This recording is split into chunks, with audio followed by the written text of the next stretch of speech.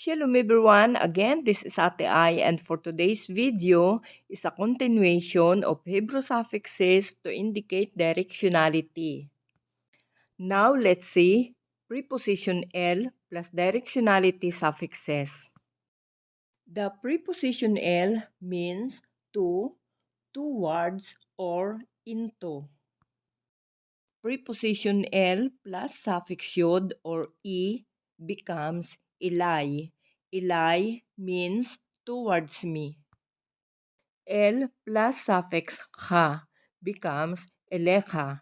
Elecha means towards you when you are talking directly to a male person. L plus suffix ah becomes ilike. Ilike means towards you when you are talking directly to a female person. L plus suffix vab becomes ilav. Ilav means towards him when you are talking about male person.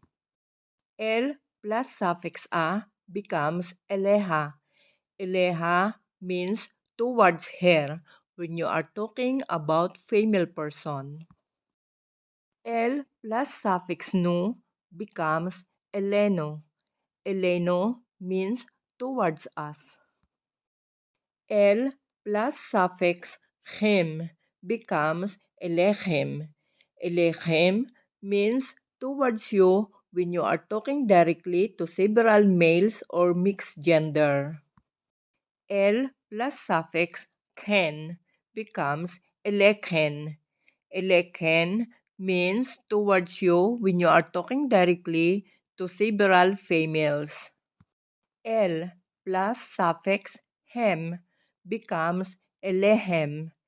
Elehem means towards them when you are talking about several males or mixed gender. L plus suffix hen becomes elehen. Elehen means towards them when you are talking about several females. Okay guys, here are example. Ata nikmad ilay. Ata means you, male person. Nikmad means nice. Elay means towards me. Literally, you nice towards me. The meaning is, you're nice to me. At nikmada ilay. Hakelev shili ba eleka. Hakalbashili baa ilaik. Hakalvashili baa ilav. Hakelev shili ba eleha. Hakelev shilka ba eleno. Hakelev shili ba elekem. Hakalvashili baa eleken. Hakelev shili ba elehem. Hakalvashili baa elehen. Okay, let's say preposition al plus directionality suffixes. The preposition al means on, upon, about, or regarding. Al plus pronominal suffixes. Alay. Alay means on me, upon me, or about me. Aleka. Aleka means on you, upon you, or about you when you are talking directly to a male person. Alike. Alike means on you, upon you, or about you when you are talking directly to a female person. Alove. Alove means on him, upon him, or about him when you are referring a male person. Aleha. Aleha means on her, upon her, or about her when you are referring a female person. Aleno. Aleno means on us, upon us, or about us. Alechem.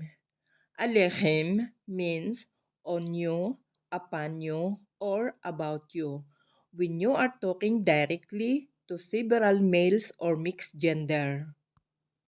Aleken. Aleken means on you, upon you, or about you, when you are talking directly to several females. Alehem. Alehem means on them, upon them, or about them, when you are referring to several males or mixed gender. Alehen. Alehen means on them, upon them, or about them, when you are referring to several females. Example, Shalom Aleichem. Literally, Shalom means peace. Aleichem means upon you. You are talking directly to several males or mixed gender. Shalom Aleichem means peace be upon you. Shalom Aleichem. You are talking directly to several females. Another example, Pakad ba alay? Pakad means fear. Ba means came. Alay means upon me. Okay, another example, Ani kushevet alav. Ani kushev aleha. Okay, let's see preposition be plus directionality suffixes. The preposition be means by or in. The preposition be plus the suffix should or e becomes be, means by me or in me. Bika means by you or in you when you are talking directly to a male person. Bak means by you or in you when you are talking directly to a female person. Bo means by him or in him when you are referring to a male person. Ba means by her or in her when you are referring to a female person. Banu means by us or in us. Bakhem means by you or in you when you are talking directly to several males or mixed gender. Bakhen means by you or in you when you are talking directly to several females.